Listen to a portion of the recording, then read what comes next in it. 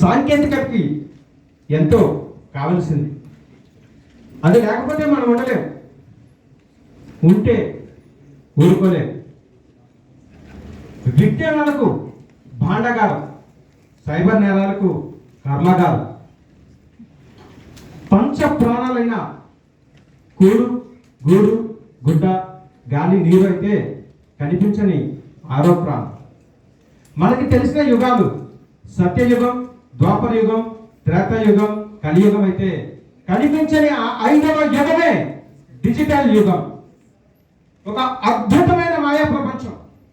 మరి ఈరోజు ఈ అద్భుతమైన మాయా ప్రపంచంలోకి మీ అందరికీ స్వాగతం పలుకుతూ నేను కేఆర్కే రాజు, గురుభ్యో నమః.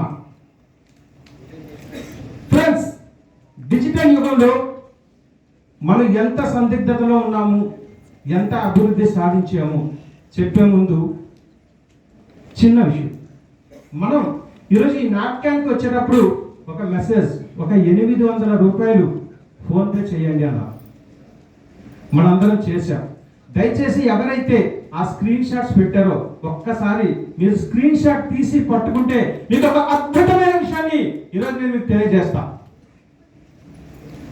డియర్ ఫ్రెండ్స్, ఒక 10 సంవత్సరాల క్రితం అమలాపురంలో జరిగిన చిన్న సంఘటన ఏమిటంటే, ఒక రైతు కుటుంబం, తండ్రి చనిపోయాడు, తల్లి కొడుకు ఉంటున్నారు, కటిక దరిద్రంలో ఉంటున్నారు.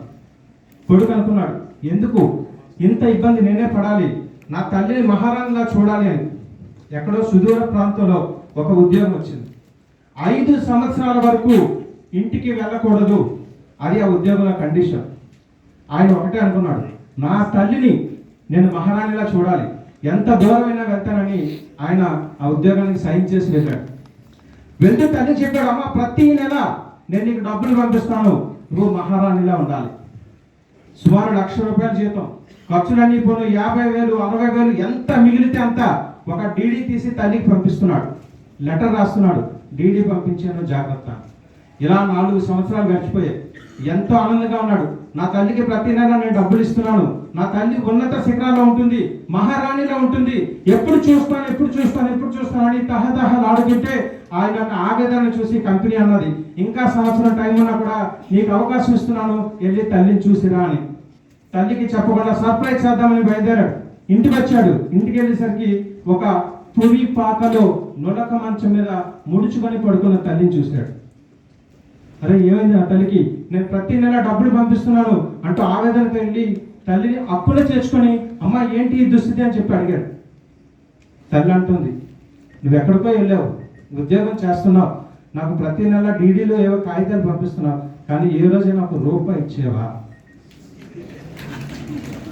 ఈయన షాక్ అయ్యాడు. అదేంటి నేను ప్రతి నెల డీడీలు పంపిస్తున్నాను అనగానే ఆవిడ ఒక బాక్సులో తెచ్చి నువ్వు పంపించిన డీడీలు ఇవి ఏం చేసుకోవాలో నాకు తెలియదు నైనా. మరి అటువంటి పరిస్థితి నుంచి ఈ రోజు మన ఈ నాటకానికి రావడానికి 800 రూపాయలు కావాలంటే ఫ్రాక్షన్ ఆఫ్ సెకండ్స్ మనం పంపించేమో లేదా? ఎవరైతే అలా పంపించారో ఒకసారి మీ మొబైల్స్ పైకి ఎత్తండి. మీరు స్క్రీన్ షాట్ తీస్తే మరొక అద్భుతమైన విషయం మీకు నేను చెప్పడానికి సిద్ధంగా ఉన్నాను.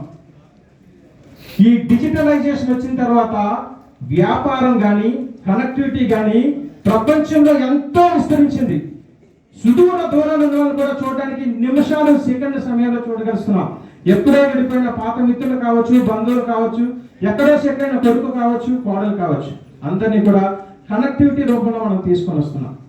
డియర్ ఫ్రెండ్స్, ఒక్కసారి మనం వ్యాపార రంగంలో డిజిటలైజేషన్ కనుక అబ్జర్వ్ చేసినట్టయితే 2017-18 సంవత్సరంలో డిజిటల్ రూపంలో 2071 కోట్ల ట్రాన్సాక్షన్ అయితే 2023-24లో సుమారుగా 18,737 కోట్ల ట్రాన్సాక్షన్ జరిగింది.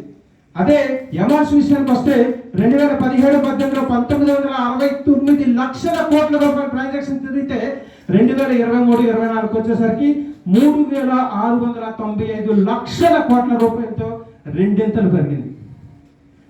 మరి ఇందాక నేను చెప్పాను స్క్రీన్ షాట్ తీయండి అని. ఎందుకో తెలుసా? ఇందులో అత్యధికంగా అంటే సుమారు 85% ట్రాన్సాక్షన్స్ యూపీఐ పేమెంట్స్ ద్వారా జరిగాయి.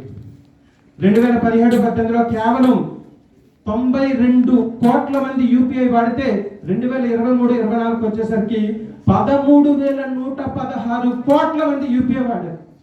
2017-18లో 1,00,000 కోట్ల ట్రాన్సాక్షన్ అయితే 2023-24కి 200 లక్షల కోట్ల రూపాయల ట్రాన్సాక్షన్స్ వాడితే అందులో సుమారుగా 80% కేవలం 500 రూపాయల లోపు జరిగిన ట్రాన్సాక్షన్స్ మాత్రమే. సో మనం ఇస్తుంది కూడా ఇందాక మీకు చెప్తానన్న అద్భుతమైన విషయం కూడా అదే. మరి ఇంత కనెక్టివిటీ వచ్చింది. విద్యారంగం చూస్తే డిజిటల్ బోర్డులు వచ్చాయి, వైద్య రంగం చూస్తే రోబోటిక్ సర్జరీలు వచ్చాయి. మనం పెహల్గాం దాడిలో చూస్తే ఉగ్రవాదాన్ని గన్ షాట్ గా కొట్టామంటే అభివృద్ధి ఎంత ముందుకు వెళ్తుందో మనకు తెలుస్తుంది. అయితే మరి ఇందులో సందిగ్ధత ఎందుకంటే మనకి తెలియకుండా మన సమాచారాన్ని మనమే వదులుకుంటున్నాం. 10వ తరగతి పిల్లడు స్కూల్కి వెళ్తాడు, ఇంటికి ఫోన్ వస్తుంది, మీ అబ్బాయి మా కాలేజీలో జాయిన్ చేయండి అని. విజయనగరంలో ఉన్నవాళ్ళు ఎక్కడ వస్తారు, రామోజీ ఫిలిం లో సమ్మర్ కార్నివల్ అవుతుంది, ఫీలింగ్ హ్యాపీ విత్ ఫ్యామిలీ అని. వీళ్ళు వెళ్ళేసరికి అక్కడ దొంగతనం జరుగుతుంది. నా ఫ్రెండ్ ఒక ఆయన BMW కారు కొని ఫేస్బుక్ లో పెట్టాడు, ఐఆమ్ హ్యాపీ, నా డ్రీమ్ కార్ BMW కొన్నాను అని. వారం రోజులు ఇన్కమ్ ట్యాక్స్ రైడ్ జరిగింది. మరి సమాచారం అంతా ఎలా వెళ్తుంది? మనమే ఇస్తున్నాం. కావాలని ఇస్తున్నామా? అందరూ కావాలని ఇవ్వటం లేదు.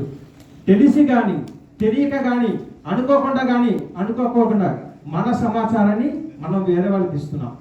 అది ఎవరు ఎలా వాడతారో మనకి తెలియని పరిస్థితి. ఇది ఒకటేనా? సైబర్ మోసాలు. ఎంతో చదువుకొని ఎంతో తెలివితేటలు ఉన్నవాళ్ళు కూడా సైబర్ మోసానికి గురవుతున్నారు. ఇక అమ్మాయిల విషయానికి వస్తే ఎంతో బాధపడాల్సింది. మార్ఫింగ్ ఫొటోస్ చేసి వాళ్ళు బయటికి కూడా చెప్పుకోలేకుండా బ్లాక్మెయిల్ చేసే పరిస్థితి కూడా ఈ డిజిటల్ యుగంలో మనం వస్తున్నాం. ప్రతి చోట మోసం జరుగుతూనే ఉంది. మనకి కిరణ్ గారు చెప్తారు, డబ్బులు ఎవరో ఊరికే రావని. మనం అందరం అనుకుంటాం. కానీ సోషల్ మీడియాకి వెళ్ళేసరికి ₹1,00,000 ఇన్వెస్ట్ చేయండి 10 లక్షలు పొందండి అంటే ఎంత చదువుకున్న వాళ్ళు కూడా దానికి అమౌంట్ పంపిస్తూనే ఉంటారు. ఇలా ఎన్నో రకాలుగా సందిగ్ధతలు నెలకొంటున్న ఈ పరిస్థితులలో మనం చేయాల్సింది మన మొబైల్స్ లో ఉన్న అన్నెసరీ యాప్స్ ని తీసివేయాలి. పాస్వర్డ్స్ ఒక్కొక్క యాప్కి ఒక్కొక్కటి పెట్టుకోవాలి. మన మొబైల్ తెలియని వ్యక్తికి ఇవ్వకూడదు. అన్నెసరీ యాప్స్ ఏవి కూడా ఉంచకూడదు. యాప్స్ లోడ్ చేస్తున్నప్పుడు అడుగుతున్న డేటా ఇవ్వచ్చో ఇవ్వకూడదో మనం తెలుసుకోవాలి. ఇవన్నీ చూసిన రోజు మాత్రమే మనం వాటి నుంచి భయపడాలి. డియర్ ఫ్రెండ్స్, చివరిగా మనందరం నవభారత నిర్మాణానికి రాలెత్తే కూలీనం.